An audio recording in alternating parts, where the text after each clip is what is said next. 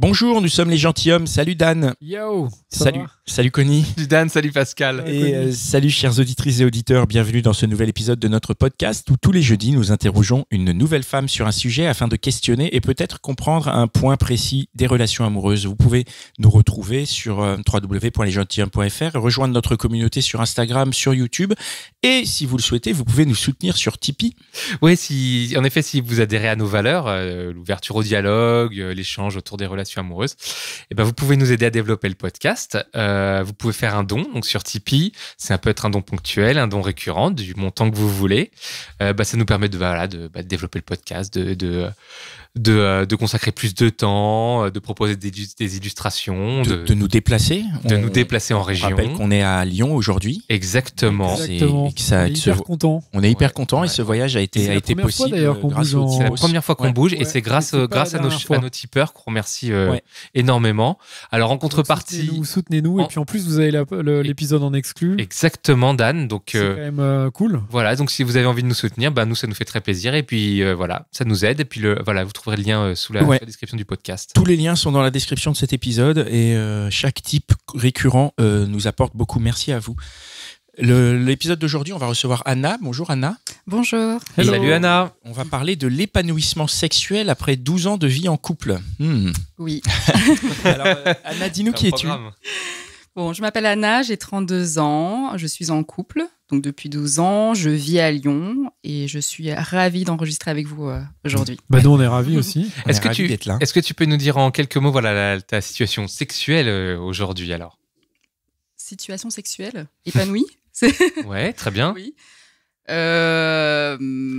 Très épanouie malgré les 12 ans, j'ai envie de dire. J'emploie bien le terme malgré parce que souvent lorsque j'annonce d'emblée que ça fait 12 ans que j'ai rencontré mon mec à l'âge de 20 ans, on me regarde avec des gros yeux, mais comment elle fait ? Elle doit être triste. Et pas du tout, quoi. Moi je vis très bien, j'ai trouvé la personne qui me correspond et gros coup de bol, sexuellement ça se passe très très bien.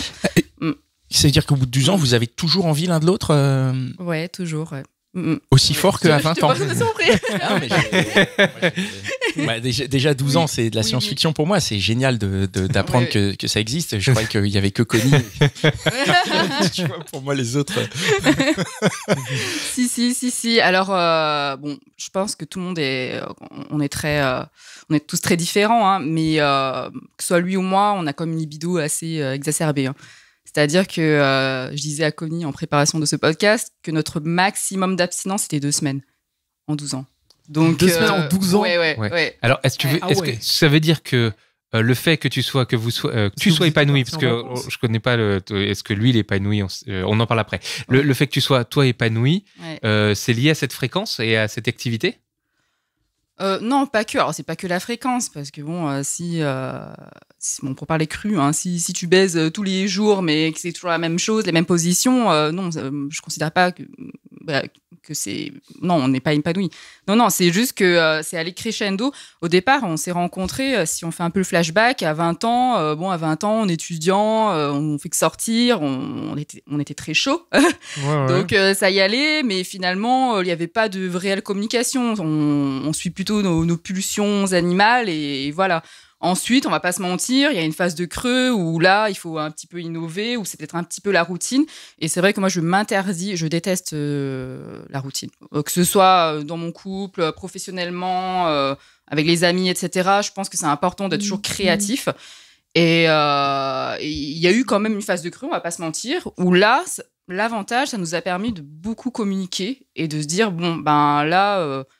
on stagne, qu'est-ce qu'on fait ? Et il y a eu Elle est arrivée quand cette phase de creux ? Au bout de combien de temps ?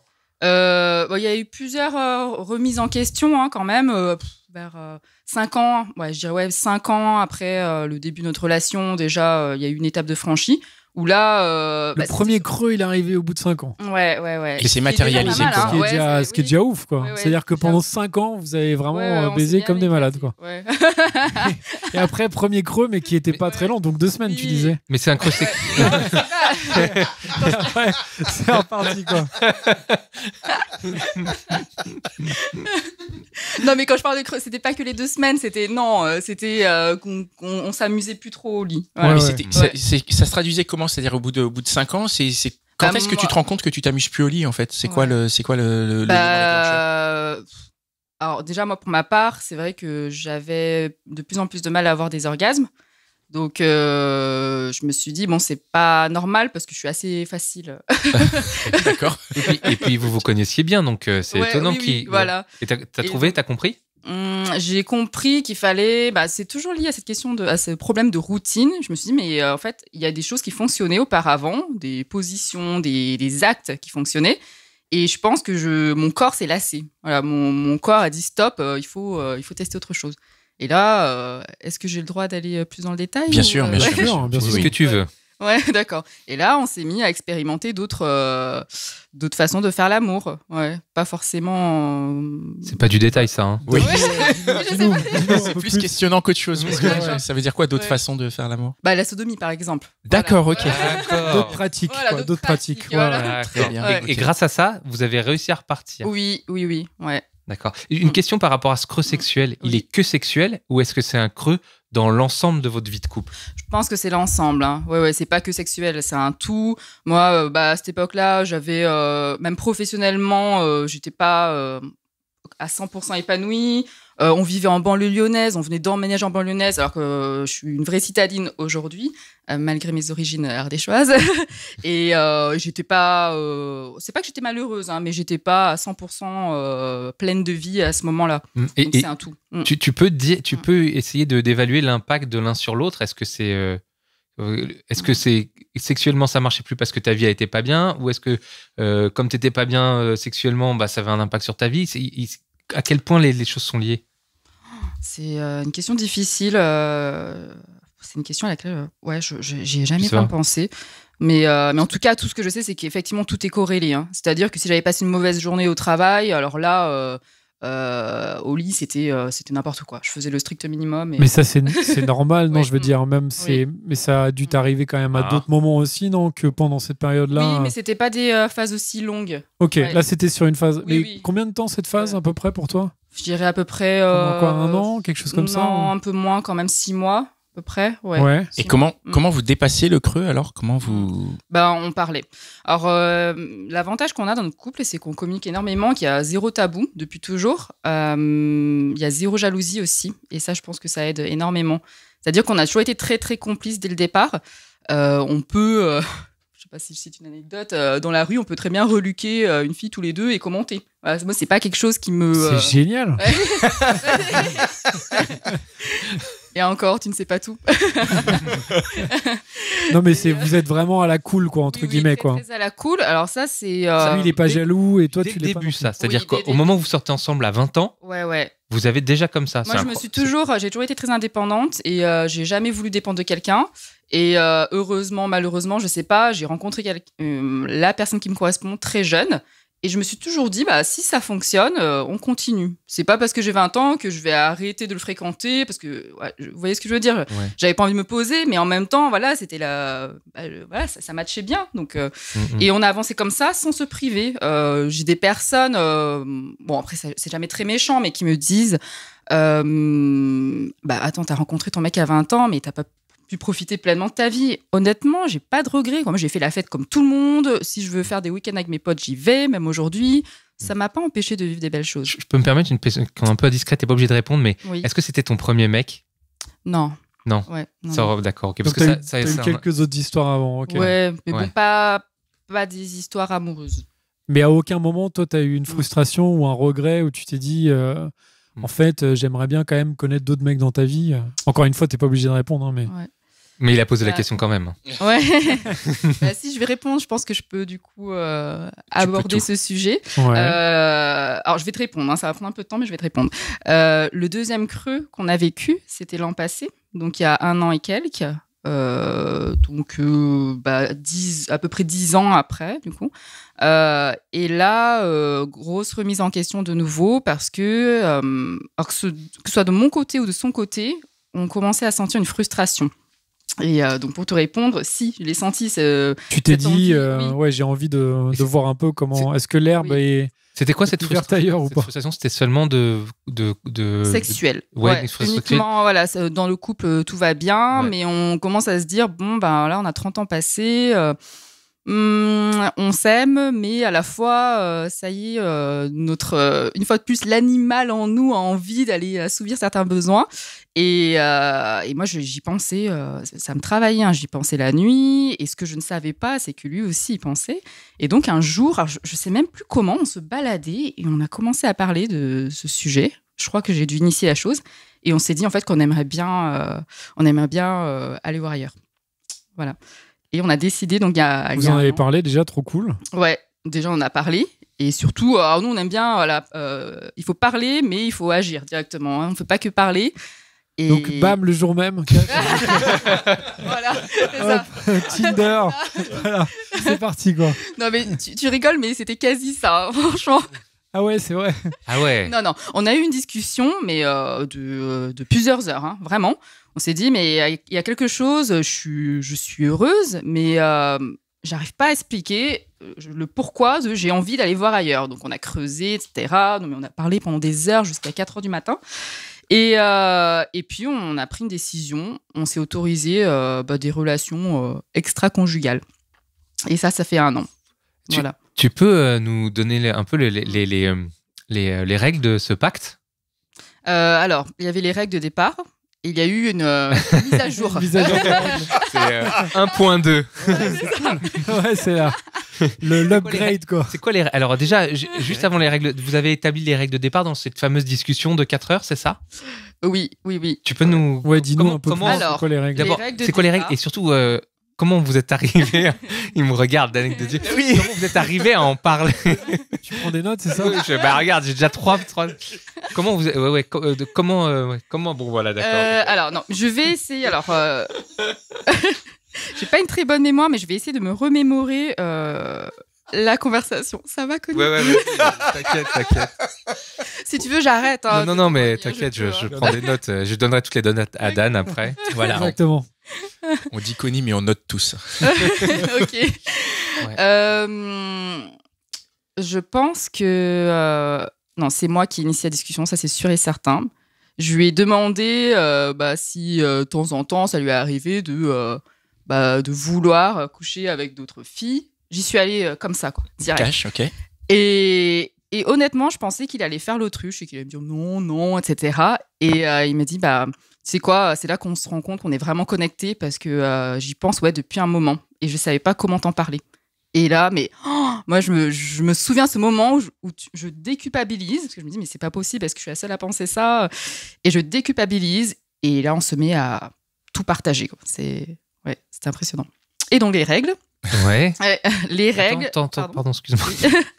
Tout partager, ça veut dire que tu lui dis, mais moi, je voudrais ça avec telle personne, un truc comme ça, ou vous êtes dans l'absolu encore ? Un peu des deux. Ouais. Mais je lui ai expliqué que voilà, il y avait certaines nuits où je n'arrivais pas à dormir et du coup, je me renseignais sur Internet. Je lui racontais un peu tout. Tout ce qui m'avait traversé l'esprit pendant les dernières semaines. Avant de passer aux règles, je fais une petite question.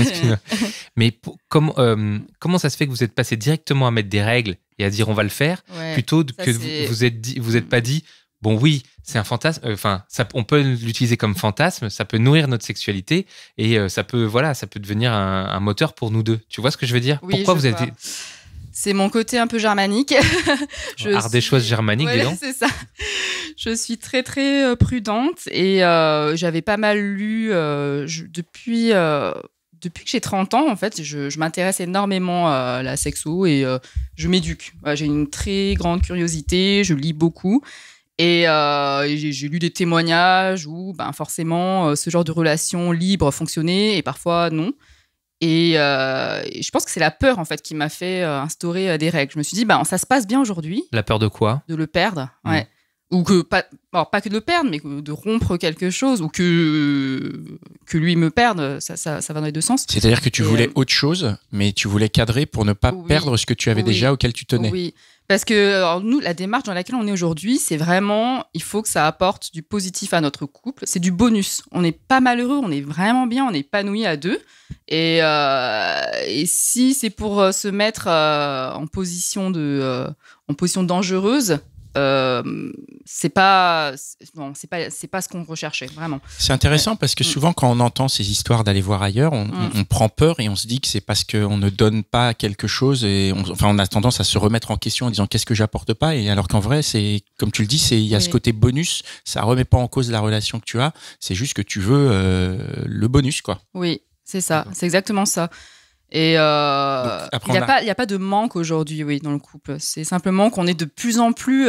C'est comme si on était des éponges et on a besoin d'ingurgiter des expériences et grandir, quoi.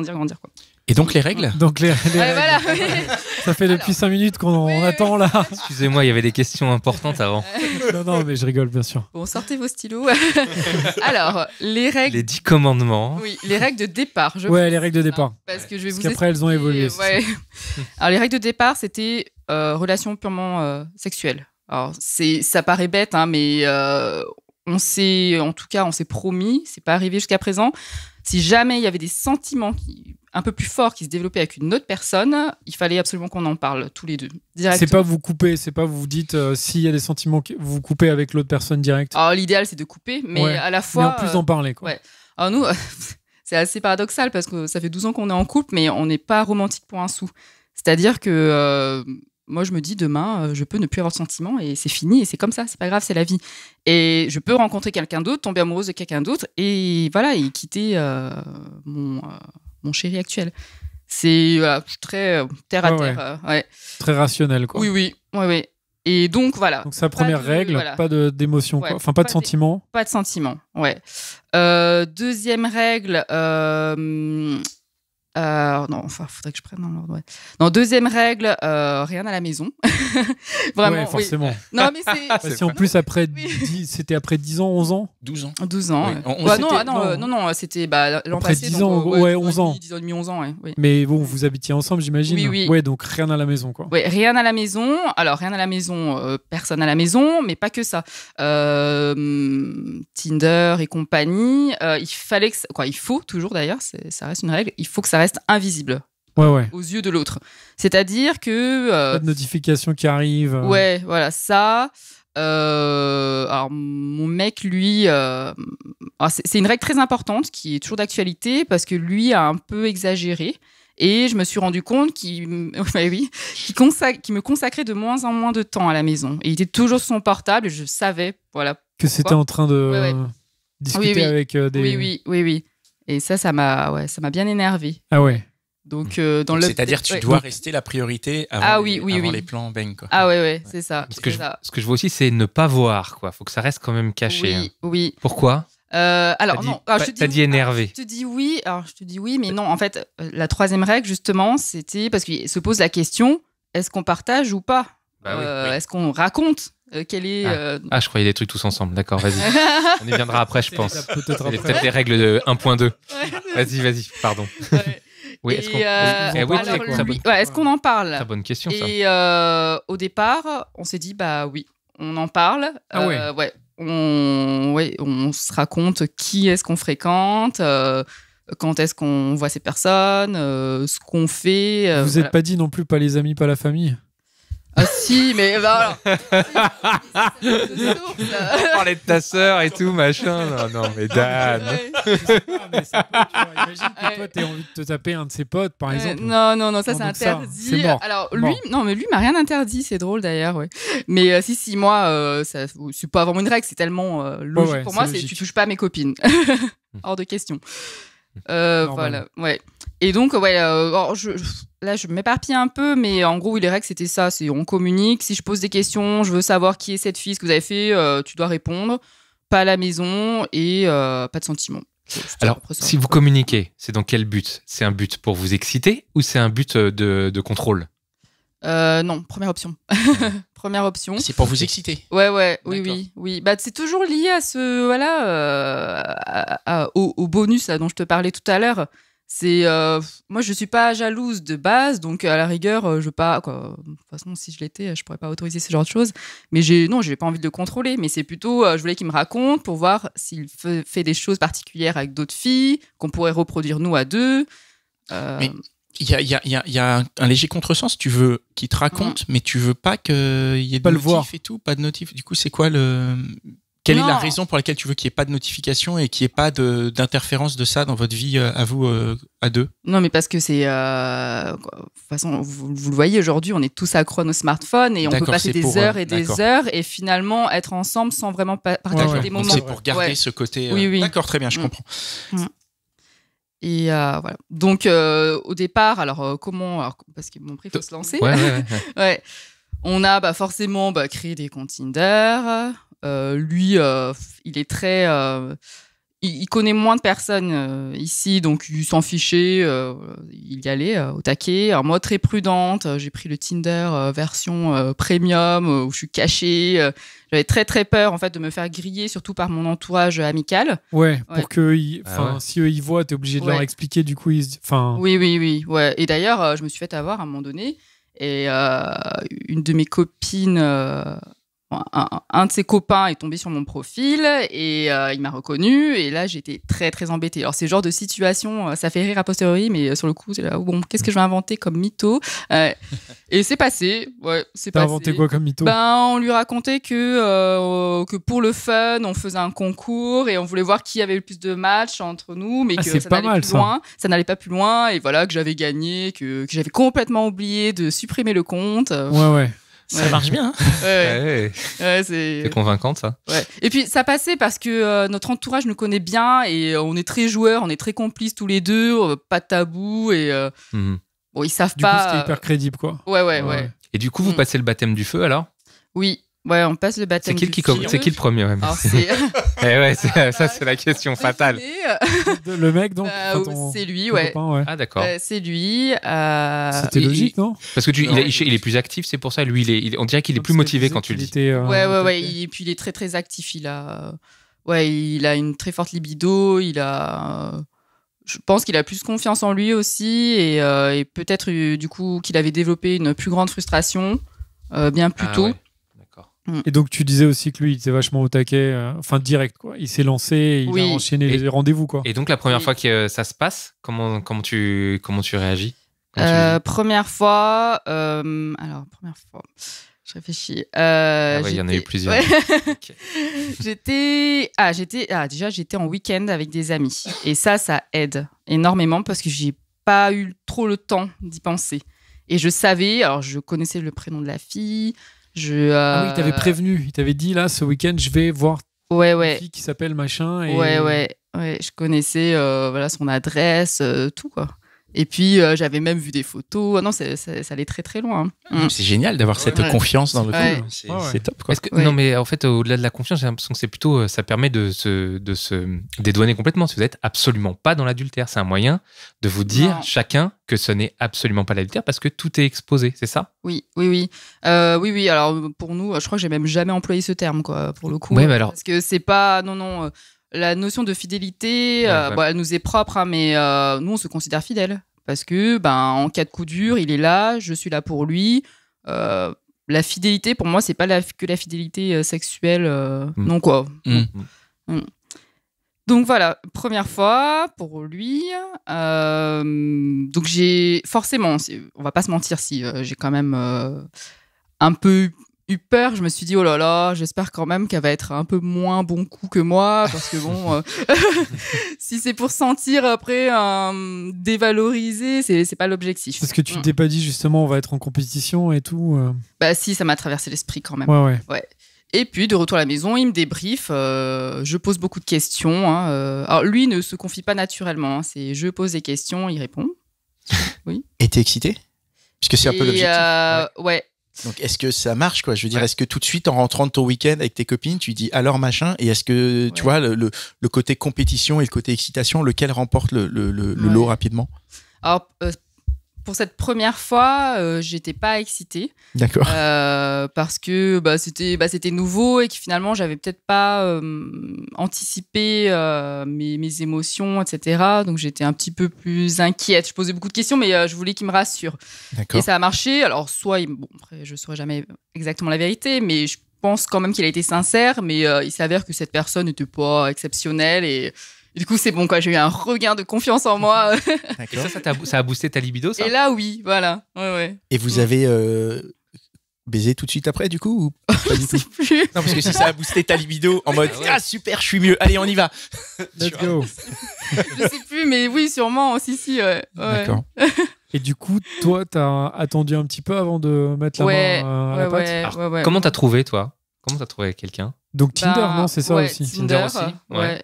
Et des personnes en soirée, voilà. En vrai, c'est-à-dire tu les rencontres dans des soirées, dans les copains de copains, et tu Moi, vas, en fait, je suis moins... je chasse pas. C'est-à-dire que, bon, Tinder, ça m'amuse pas spécialement. Je peux pas... Je pense que j'ai mon quota. Ça me saoule rapidement. Et puis surtout, en fait, ce que j'aime, c'est... on m'a octroyé un droit, ou je me suis octroyé un droit, comme le droit de vote, hein. Et soit j'utilise ce droit, ou soit non, quoi. Mais je veux pas absolument trouver... T'es pas obligé, quoi. Oui, ouais. voilà. Mais juste raconte-nous la première fois, enfin le premier que tu as eu, si tu t'en rappelles, comment émotionnellement tu l'as vécu, est-ce que tu t'es pas dit à un moment, est-ce que tu as comparé avec ton Est-ce que ton ça a mec, été une délivrance? Est-ce que c'était une délivrance? C'était comment? Ouais. Délivrance, c'est fort comme mot, hein, délivrance. Mais... Ouais, peut-être. Ouais. Une libération, une satisfaction. Oui. Déjà, je me suis dit que j'étais faite pour vivre ce genre de relation parce qu'il y avait zéro émotion. Et pourtant, même si je suis pas romantique quand même, quoi, je suis quand même plus au quotidien, hein, je suis plus expressive que lui, je suis plus quand même dans les motifs. Et là, franchement, rien, quoi. C'était purement... purement sexuel, quoi. Ouais, voilà. Ouais. Et comment t'arrives en plus enfin là c'était parce que je veux dire c'est rarement purement sexuel parce que même si tu te rencontres sur Tinder généralement tu vas quand même prendre un verre avant. Si tu te rencontres en soirée tu discutes un petit peu, enfin le truc purement sexuel il faut vraiment Si alors oui il y a une complicité quand même, c'est sûr, mais c'était tout ça, hein, ce sont des personnes qui pourraient être des potes, c'est pas voilà, ça va jamais au-delà. Oui. Ouais, et c'est satisfaisant? Oui.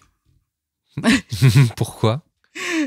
Parce que ça fait quand même des années que tu couches toujours avec le même. Oui, voilà. En fait, ce qui est satisfaisant, c'est la nouveauté, quoi. C'est se dire, ouais, bah voilà, nouveau corps, tu découvres, c'est comme visiter un nouveau pays. Après, tu sais, il y a des gens qui aiment bien rester dans leur ville ou dans leur région et qui sont contents de pas bouger, quoi. Et je suis d'accord, il y a des globetrotters, ça c'est vrai. Je dirais même qu'il y en a autour de la table, hein, des globetrotters. Ça y est, c'est reparti. Alors, donc pour faire un peu avancer. Oh, la question piège. Je peux pas répondre, je suis coincé. Connie, il aime bien voyager dans l'esprit. C'est toi. Alors attends, on va faire avancer l'histoire un peu. Donc vous mettez ça en place, vous allez voir chacun des personnes d'autres personnes que vous trouvez par réseau ou pour soirée. Est-ce que donc quel impact ça a sur votre sexualité? Parce que quand même tu dis que c'est super vraiment parce que je pense qu'on va chercher l'inspiration un peu ailleurs et arriver à la maison, tu sens que tu as envie de donner encore plus à ton partenaire et c'est super. Alors, déjà qu'on avait un bon rythme, alors là c'est reparti de plus belle et après on fait pas forcément quoi, si on fait, ça va quoi, c'est pas du sexe tout calme, tout mou. On n'a jamais été comme ça, mais là, on sent quand même que cette histoire a donné un coup de fouet à notre vie sexuelle. Et voilà. Et vos sentiments aussi? Les sentiments, oui. Ils ont changé, ils ont évolué ou pas? Alors, évolué, mais sensiblement, ça a toujours été crescendo. Nous, c'est un truc qu'on se dit et on n'arrive pas à l'expliquer, mais et bon, c'est peut-être mon côté un peu romantique pour le coup. On s'aime de plus en plus. Vraiment. C'est beau. Ouais. C'est hyper cool. Ouais. C'est génial. Ouais. C'est hyper cool de voir que cette expérience-là, elle vous a amené plus loin. Oui. Parce que c'est vrai que, moi je me dis, il y a toujours ce truc. Je pense que quand tu fais de l'extérieur, moi personnellement, j'ai jamais fait ça. Et du coup, je me dis, j'aurais cette peur, justement, de perdre l'autre parce que, en soi, évidemment, je vois de l'extérieur le truc excitant. Mais je sais pas, je me demande si la peur, elle serait pas plus grande, tu vois, de te dire, la partenaire, elle pourrait partir avec le premier le mec qui est peut-être un meilleur coup que moi, ou alors qui d'un coup l'inspire plus. Ça, t'as jamais eu, toi? Tu t'es jamais dit, putain, ça se fait mon mec, là, il va rencontrer une fille qui va tellement lui envoyer du rêve que... Il sait trouver les mots pour me rassurer, et même si, honnêtement, il parle pas beaucoup au quotidien. Il parle pas pour... Vous échangez pas tant que ça par rapport à ça ou... Si, on échange beaucoup, mais je veux dire, au quotidien, c'est pas un tchatcheur. Okay. Et là, ces derniers temps, c'est vrai que... il sait me rassurer, il communique vraiment plus. Te rassurer sur quoi? Sur le fait justement que je reste la priorité. La number one, quoi. Oui. T'as des doutes, ça, alors? Ouais. Et parce qu'il doit le sentir quand même que de temps en temps, voilà, j'ai forcément certaines craintes. Et il me dit, mais on communique tellement, on a atteint un niveau de communication que personne de notre entourage ne peut imaginer. Et il dit, moi, je vois pas... au-delà, alors, en plus que qu'il m'aime, que voilà, etc.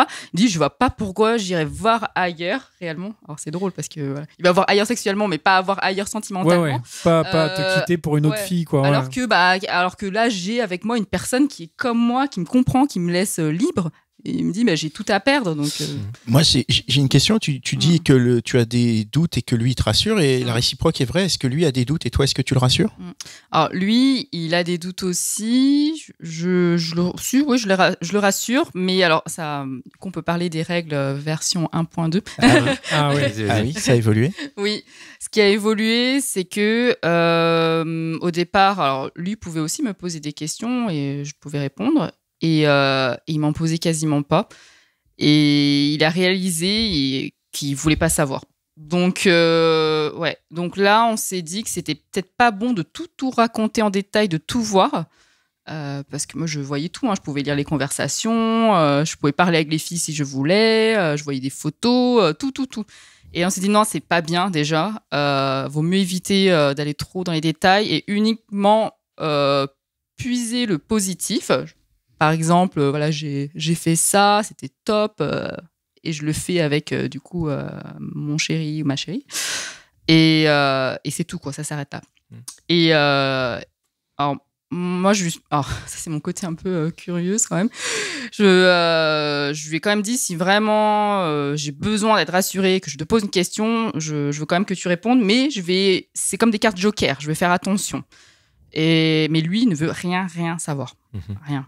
Est-ce que, en fait, vous n'avez pas la possibilité chacun d'ouvrir la boîte à fantasmes de votre côté? C'est-à-dire, toi, tu te dis, moi, j'ai envie d'une femme, j'ai envie de plusieurs personnes, j'ai envie de tout ce que tu peux. Enfin, je sais pas ce que tu as en tête, tu vois. Et est-ce que finalement, le fait de pas le dire, ça te permettrait d'ouvrir à des milliers de possibilités que tu peux pas faire avec ton mari ou ton copain, pardon. Oui, effectivement, oui. Et vous l'ouvrez ou pas? Alors, pas d'intérêt? Moi, de mon côté, pas tant que ça. Franchement, je dois avouer que je pourrais profiter un petit peu plus et je profite pas tant que ça, finalement. Ouais. Oui, parce que est-ce que tu as vraiment envie de profiter plus ou est-ce que juste, en fait, la manière dont tu profites actuellement, comme elle profite à ton couple, est-ce que ça te suffit pas? Oui, c'est exactement ça. Parce que parfois, je me dis, mais c'est pas possible, j'ai le droit d'aller voir des mecs mais toutes les semaines. Et j'en ressens pas forcément le besoin parce que à la maison, j'ai ce qu'il faut, que ça se passe bien et que lui, de son côté, il est un petit peu plus actif. Et je pense que plus il est actif et plus il a envie de moi, donc ça me va aussi. Et il teste des choses avec d'autres femmes, il teste sur moi. C'est... Ouais, on va dire que cool. Ça a l'air trop cool. Pascal, il a la banane, quoi. Moi, j'ai juste une question un peu pratique, mais vas-y. Non, mais comment vous faites de façon très pratique? C'est-à-dire, par exemple, ton copain, il va voir ailleurs, par exemple, ce soir. C'est-à-dire que tu sais, donc toi, tu es à la maison, tu regardes la télé, et puis à minuit, il rentre, il va prendre sa douche et il te raconte. Comment ça se passe concrètement? Non, parce que c'est quand même un truc où tu te demandes... Très intéressant. Très juste. Non, concrètement, pour des verres, etc., oui, je peux être à la maison, mais j'évite quand même. Je sors quand même beaucoup. Et j'essaie d'être toujours accompagnée d'une copine, d'un copain, etc. Pour pas y penser. J'ai vécu une soirée de ce genre où j'étais toute seule à la maison. Je savais que lui il avait des choses à faire. Et là, je me suis sentie mais vraiment triste. Donc là, j'évite ce genre de situation. Et lui aussi, du coup, il essaie de planifier ses rendez-vous quand je suis pas là. Pourquoi t'étais triste ? Pourquoi ça t'a rendu triste ? Alors que... Je crois que c'était de la jalousie, honnêtement. Ouais. Je pense que vraiment, c'était pas... oui, j'étais triste, mais non pas parce qu'il me manquait, j'avais envie qu'il soit là, mais parce que je me disais, mais lui s'amuse et pas moi. Non. Donc en fait, tu t'es juste dit, putain, j'aurais dû planifier un plan moi aussi. Pourquoi booké, du coup, ton petit rendez-vous en dernière minute ? T'aurais pu... parce que... T'étais pas à fond, quoi. Sur le coup, tu t'es pas dit, tiens, un petit message Tinder, bam. Non. Ouais, j'étais pas à fond, ouais. Donc, par contre, t'es resté. Mais sinon, tu disais, à chaque fois que tu sors ou t'essayes de faire des trucs. Oui. Ouais, je fais pas mal de week-ends par-ci, par-là. Ça a toujours été le cas. Hein. Nous, pour le coup, on s'est jamais rien privé. Je dois faire, honnêtement, une dizaine de week-ends par an seul de mon côté. Et donc, de temps en temps, donc je lui donne un peu mon calendrier. Ouais, donc ce week-end-là, je suis pas là, et bon, ça sous-entend, que tu fais ta vie, qu'il peut faire sa vie. Et donc, pour commencer à aller vers la fin de votre sexualité, elle a évolué. Oui. Elle a évolué comment ? On essaie d'innover. Qu'est-ce que ça veut dire quoi innover ? Ça veut dire que t'as dit vous apprenez des choses, vous découvrez des choses et vous les ramenez dans le couple, c'est ça ? Oui. D'accord. Ok. C'est, je sais pas si je remarque qu'il y a une chose que j'ai pu faire à d'autres.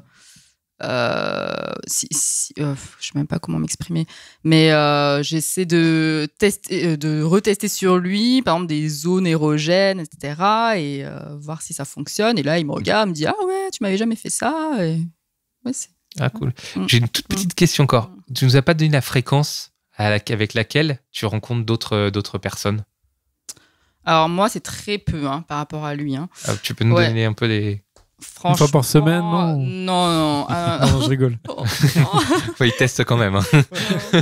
Non, mais une fois de temps en temps, quoi, c'est ça. Ouais. L'an dernier, très peu. Je suis un peu... j'ai été très lente à démarrer, pour le coup.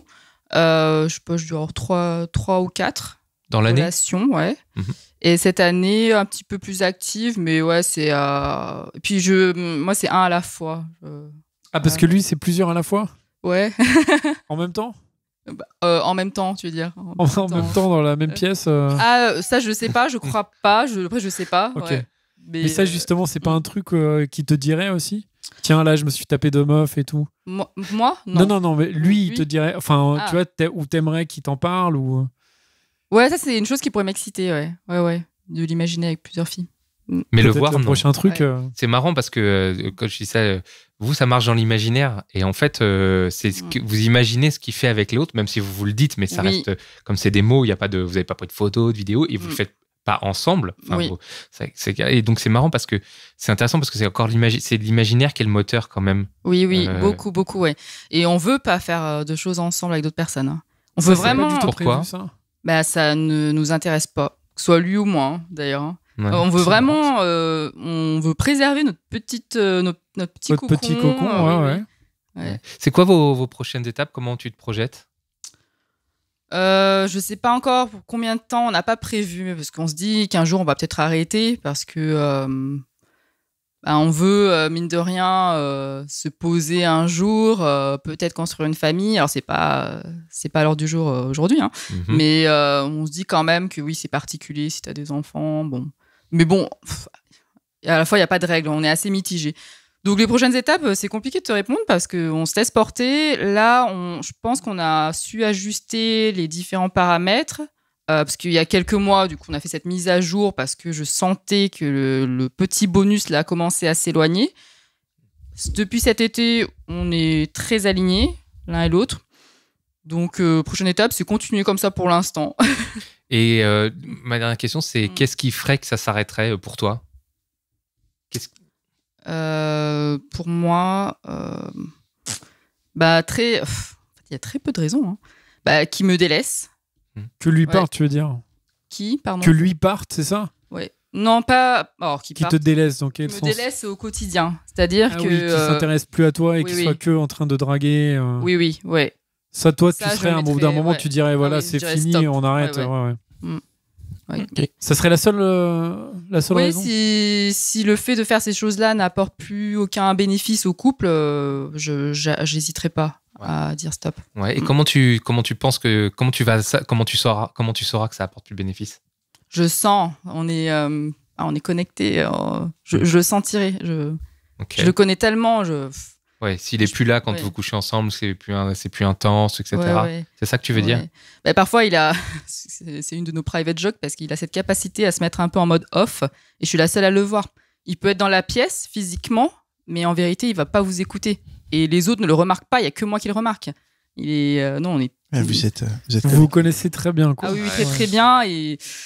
Puis voilà, après je dis pas que notre modèle là de couple et de vie sexuelle est l'idéal, mais en tout cas ça nous convient et l'essentiel c'est de communiquer et c'est ce qu'on a su faire et voilà.